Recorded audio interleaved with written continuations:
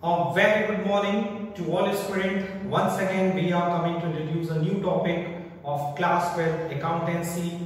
As you know very well, in the last 3 videos, we discussed a very important chapter, the chapter number 5 of your class 12 accountancy syllabus, that is in retirement or death of a partner.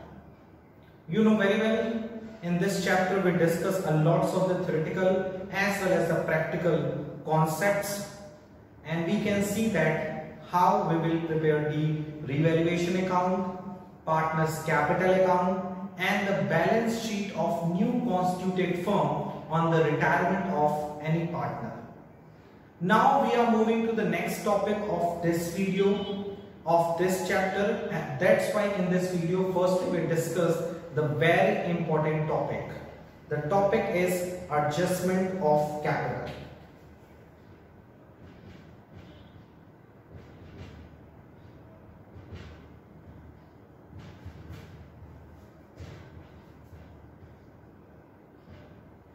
Basically, you know very well, in the chapter number 3, that is in change in profit sharing ratio of existing partner, and in the chapter number 4, that is an admission of a new partner, there we already discussed about the very important topic, that is an adjustment of capital.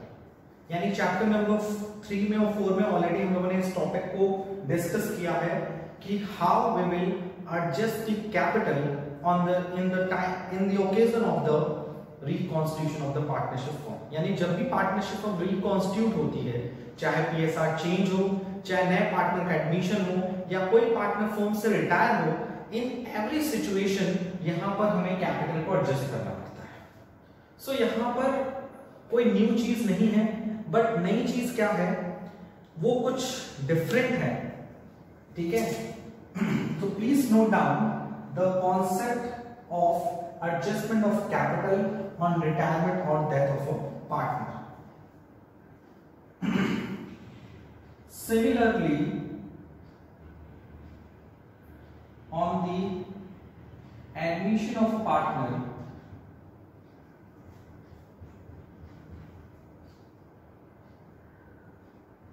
on the retirement or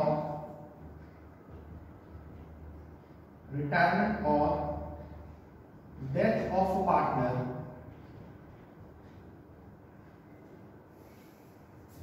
there should be provision given in the question about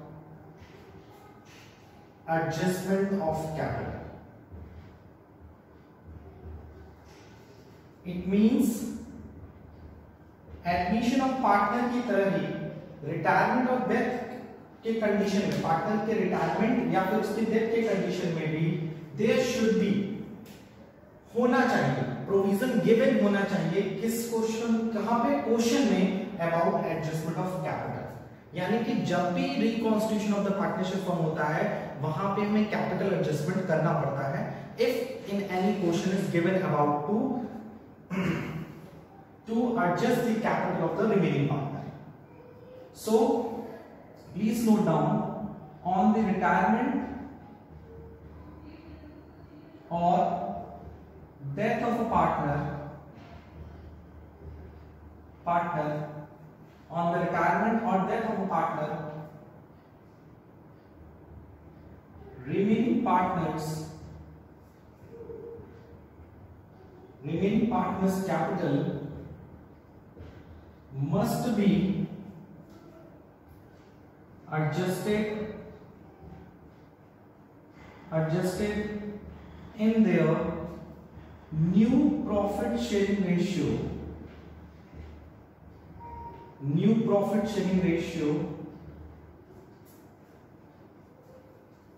on the basis of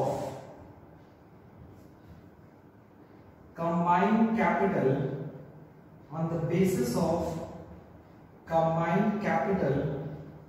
given in the question.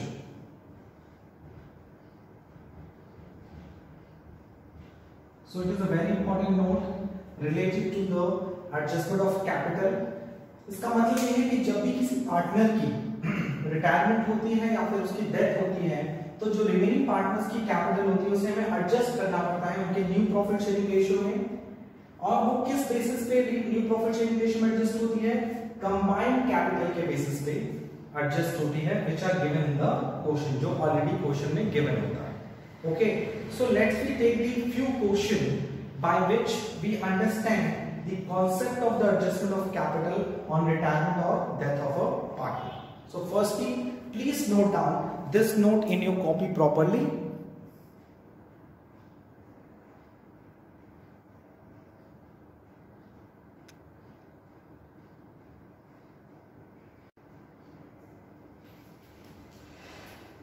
The question which are related to the adjustment of capital and which is given in your book, that is in question number 42.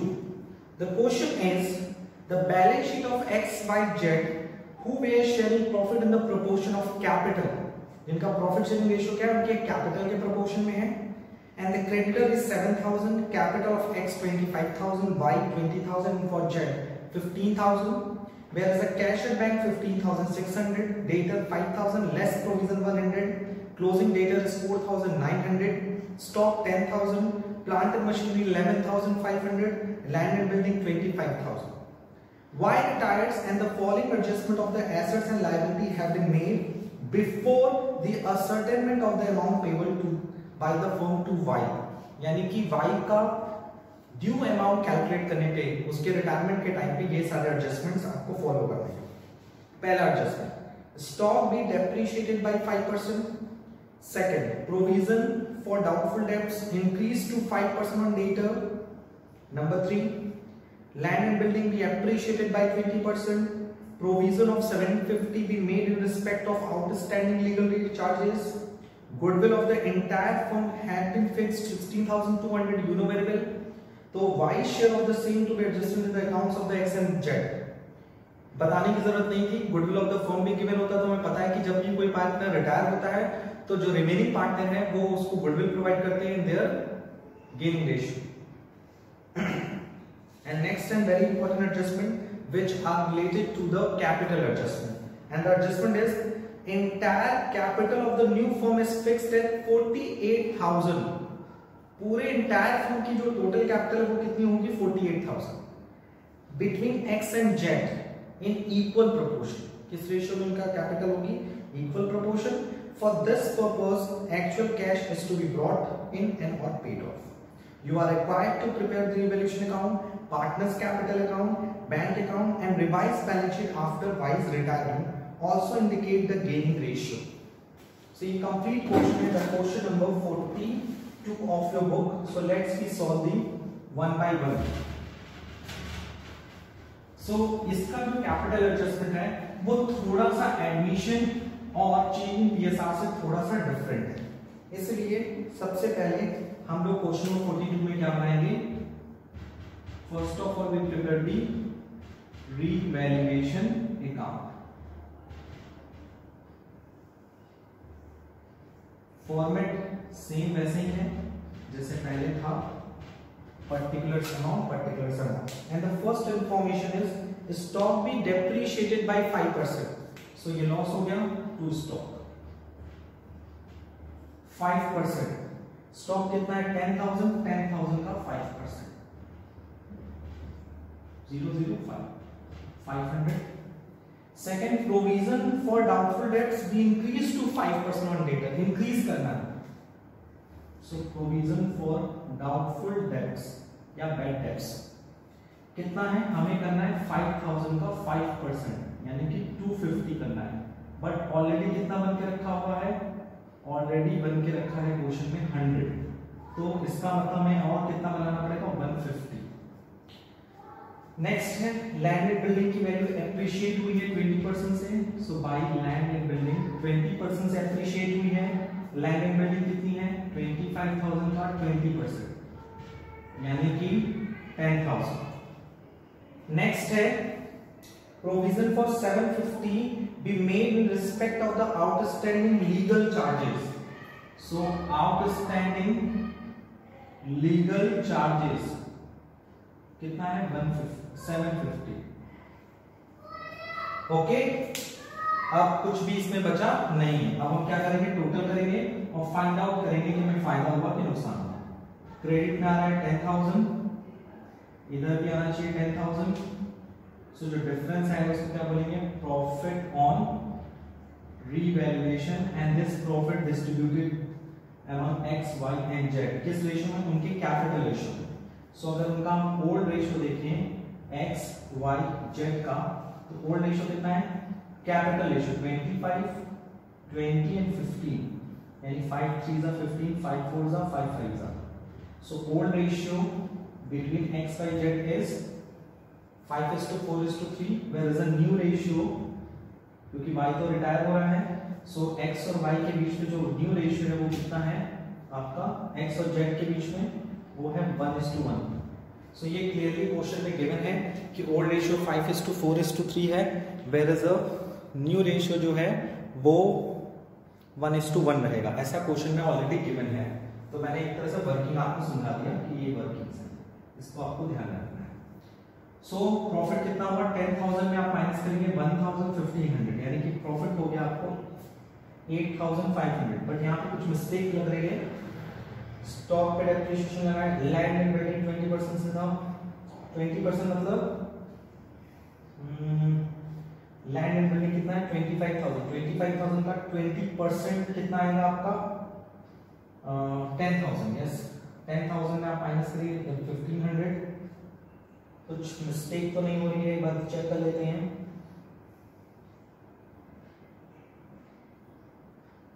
No, alright.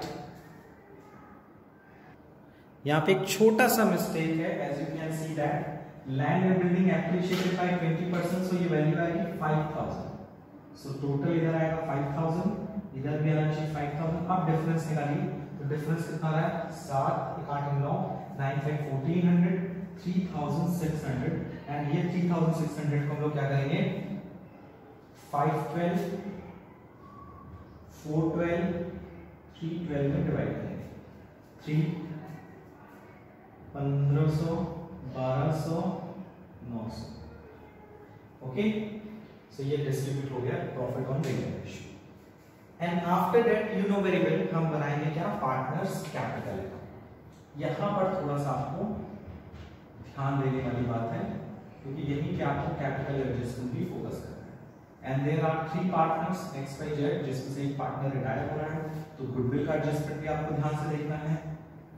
और x और Z बच रहे हैं, उनकी new capital भी net profit sharing ratio में adjust होगी, वो भी एक नया टॉपिक है इसमें। सो और भी जो कुछ रहेगा हम लोग 1 by 1 देखेंगे। सबसे पहले हम लोग क्या लिखते हैं, opening capital among A B C X Y Z 25,000 20,000 15,000। फिर क्या करते हैं, रियलाइजेशन पर प्रॉफिट है तो उसे हम लोग क्रेडिट भी शो करते हैं। कितना मिला है 1,500 1,200 एंड 900। Is that clear?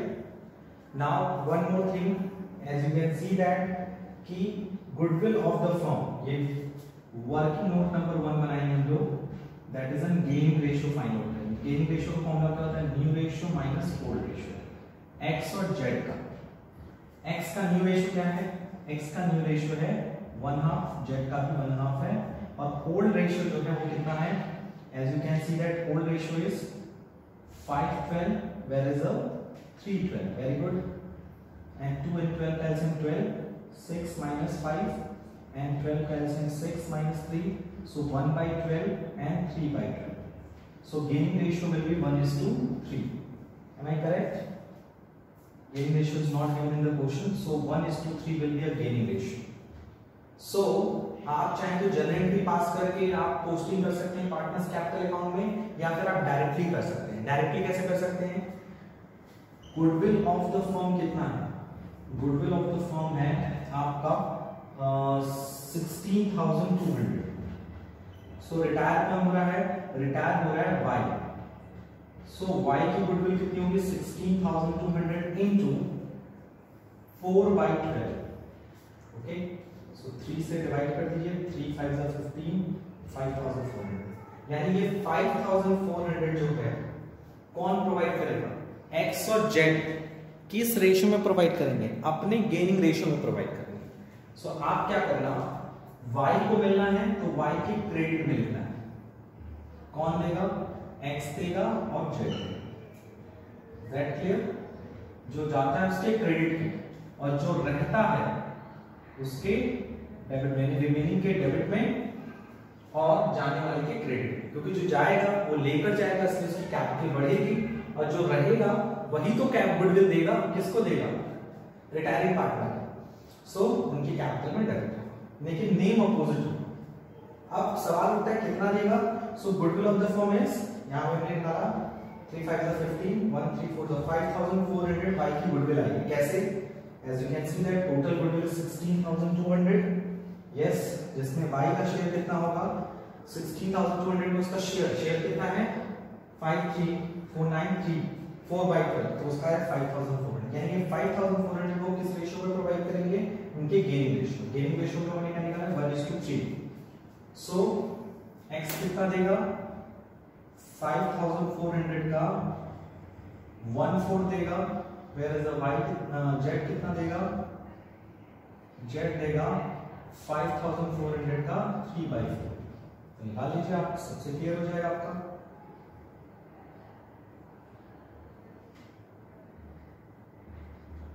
और यहां पे भी अगर आप मल्टीप्लाई करेंगे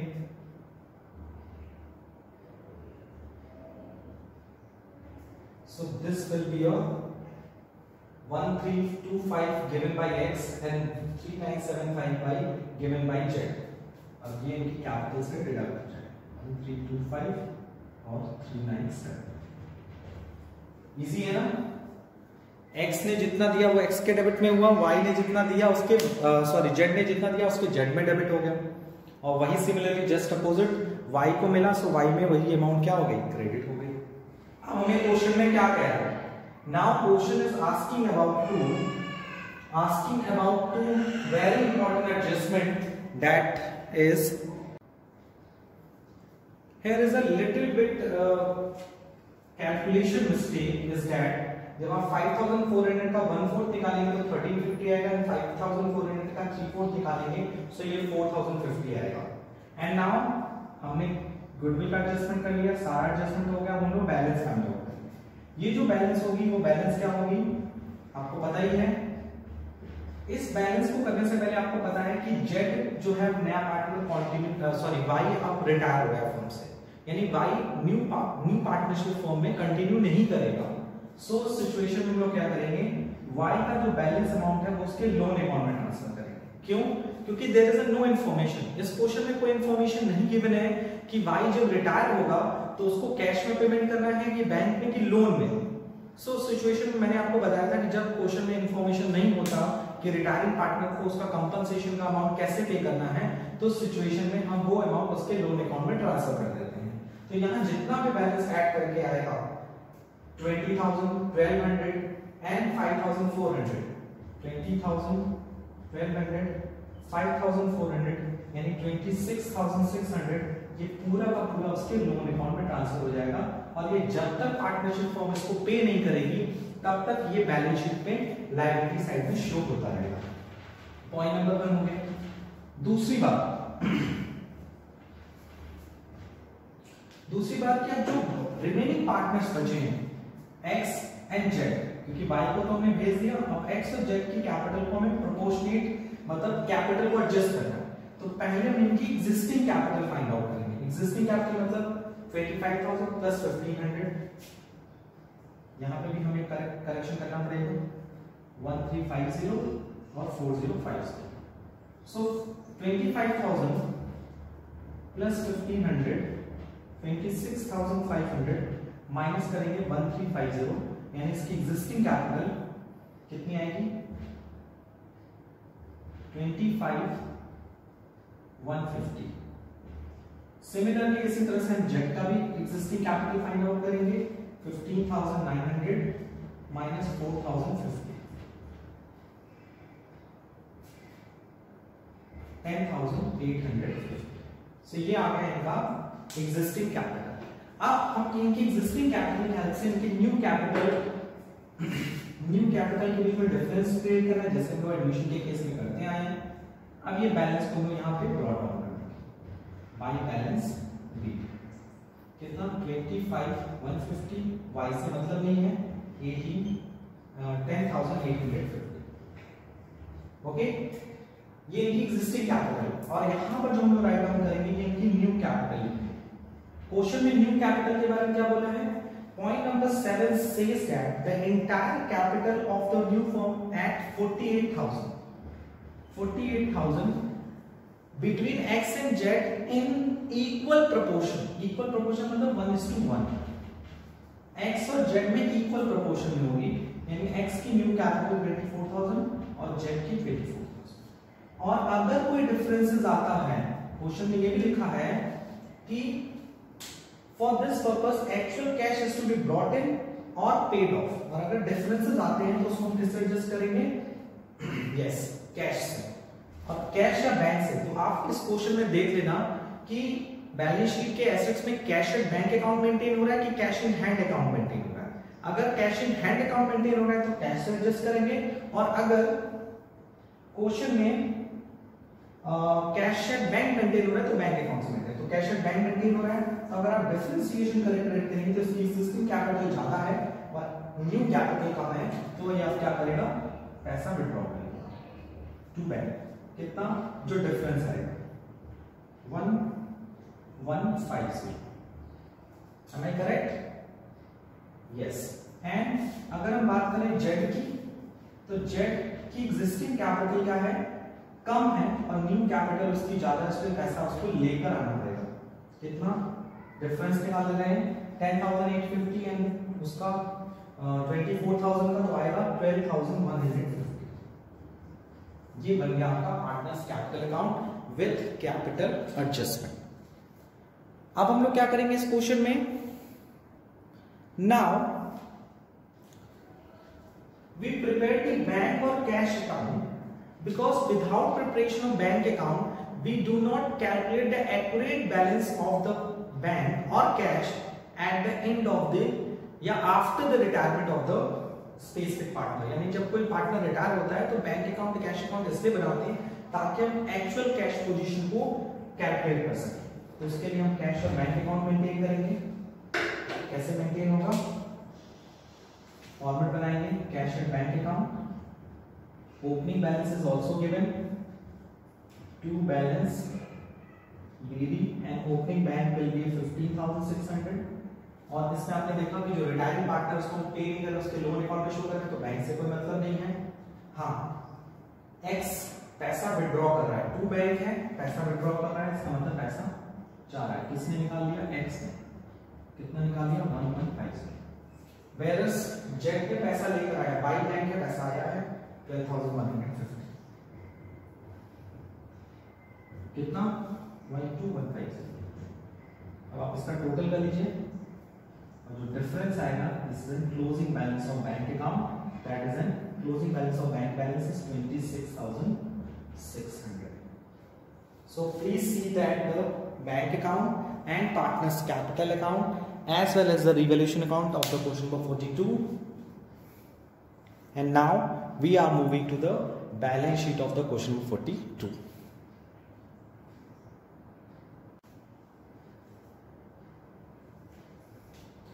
Let's we prepare the balance sheet of the question number 42 with the help of the revaluation account, partners capital account।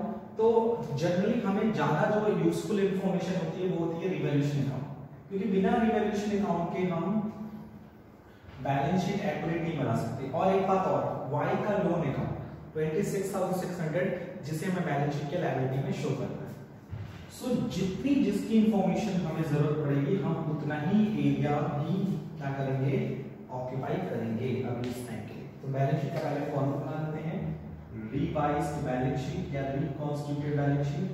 Reconstituted या रिवाइज्ड बैलेंस शीट का मतलब है Y के रिटायरमेंट के बाद, आफ्टर Y's रिटायरमेंट। जो भी डेट है वो डेट जैसे हम 11th क्लास में करते थे वैसे ही करेंगे, एज लायबिलिटी, एसेट्स। ओके, अब now we have to prepare the revised balance sheet. Okay, सबसे पहले क्रेडिटर्स में आप रिवैल्यूएशन अकाउंट से देख सकते हैं कि कोई भी चेंजेस ऑक्यूपाई नहीं हुआ है, कोई भी चेंजेस नहीं है तो उसको डिक्टो स्टार देंगे। नाउ लिखा है क्वेश्चन में कैपिटल, सो एक्स और जेड की जो न्यू कैपिटल है 24,000 वो राइट डाउन करेंगे। और आपने अभी देखा कि जेड वाई का लोन अकाउंट अभी भी एग्जिस्ट करता है, कैपिटल अकाउंट एक्स और वाई का, और वाई का लोन अकाउंट कितना है, वाई का लोन अकाउंट आया था 26,600, उसे बैलेंस शीट की liability. And one more unrecorded liability, that is an outstanding legal charges. You know very well, outstanding legal charges is a unrecorded liability जो पहले एग्जिस्ट नहीं करती थी। तो इसका इफेक्ट दो जगह पड़ेगा, एक आपका रिवैल्यूएशन के डेबिट में और दूसरा आपके बैलेंस शीट के लायबिलिटी में, क्योंकि पहले से रिकॉर्ड नहीं है। पहले से जो रिकॉर्ड है उसमें वैल्यू डिक्रीज की जाएगी।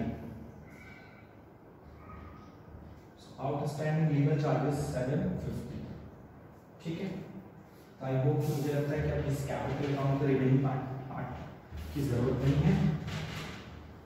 अब आते हैं हम लोग एसेट साइड में। सबसे पहले cash at bank. So cash at bank में 15,600 पहले था, लेकिन अब आपने कितना फाइंड आउट किया है, क्लोजिंग बैलेंस 26,600। उसके बाद डेटर कितने का था, डेटर था आपका 5,000 का। आपने पहले प्रोविजन बनाया था 100 का, लेकिन आपको बनाना कितना था 250 का। तो प्रोविजन कितना माइनस होगा, प्रोविजन फॉर बैड डेट्स 100 का पहले बना, 150 का और बनाया, तो टोटल कितना बन गया 1250। एक बार फिर से रिपीट कर रहा हूं, पहले से कितना बना के रखा था 100 और कितना बनाया 150, यानी टोटल प्रोविजन कितना बनाया 250 बनाया, तो 250 माइनस। उसी के बाद डेटर के बाद है स्टॉक है 10,000, उसकी वैल्यू डेप्रिशिएट हुई थी, सो डेप्रिशिएशन के कारण उसकी वैल्यू क्या हो जाएगी, decline. Now revised value of the stock is 9,500। Next stock के बाद है प्लांट एंड मशीनरी, इसमें कोई भी चेंज नहीं हुआ था। प्लांट एंड मशीनरी पहले भी 11,500 की थी और अब भी 11,500 की है। हाँ, लैंड एंड बिल्डिंग पहले कितना था 25,000, अब एप्रिशिएट कितना हुआ वैल्यू, एप्रिशिएट हुआ 5,000, सो ये हो गया आपका 30,000। सो ये आपकी बैलेंस शीट बनकर तैयार हो गई, revised balance sheet after wise retirement. And you can see that how we will prepare the revised balance sheet on the wise retirement. अब इसको टोटल करेंगे, so जब हम टोटल करेंगे so we find that equal balance on the both side, liability side 82,350, whereas on the asset side 82,350. Okay, so please note down the revised balance sheet of the question number 42 new copy properly.